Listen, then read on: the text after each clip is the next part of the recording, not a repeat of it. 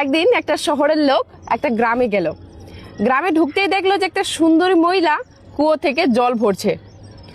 সে সেই মহিলাটার কাছে গেল, গিয়ে তাকে খুব সুন্দরভাবে জিজ্ঞাসা করলো যে আচ্ছা, আপনি কি আমাকে নারীদের চরিত্র হিসেবে কিছু বলবেন? আসলে নারীদের চরিত্রটা কেমন হয়? তো মহিলাটা বলছে, আচ্ছা তোমার এটা জানার ইচ্ছা, ঠিক আছে।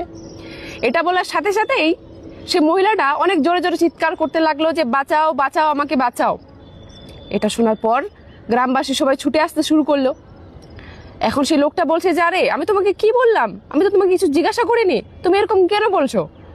তখন সেই বউটা আরো জোরে জোরে চিৎকার করতে লাগলো যে আমাকে বাঁচাও, আমাকে বাঁচাও।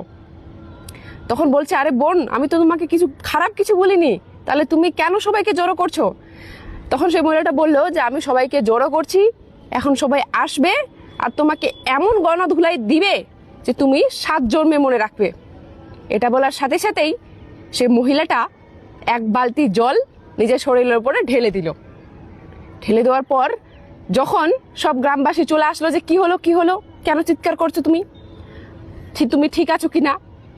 তখন সে মহিলাটা বলছে যে আমি তো ঠিক আছি, এখন আমি জল ভরার সময় কুয়োতে পড়ে গেছিলাম, ইনি এসে আমাকে বাঁচালেন, না হলে আজকে আমি মারা যেতাম। এটা শোনার পর তো সেই লোকটা অবাক যে ইনি কিরকম কথা বলছে। তখন সেই এক মুহূর্তেই সেই গ্রামের লোকগুলা সেই লোকটাকে অনেক সম্মান দিতে শুরু করলো, তাকে গ্রামের মধ্যে নিয়ে গেল, নিয়ে গিয়ে তাকে খাওয়া দাওয়া করালো, খুব সম্মান দিতে শুরু করলো যে আমাদের গ্রামের বউকে বাঁচিয়েছেন উনি।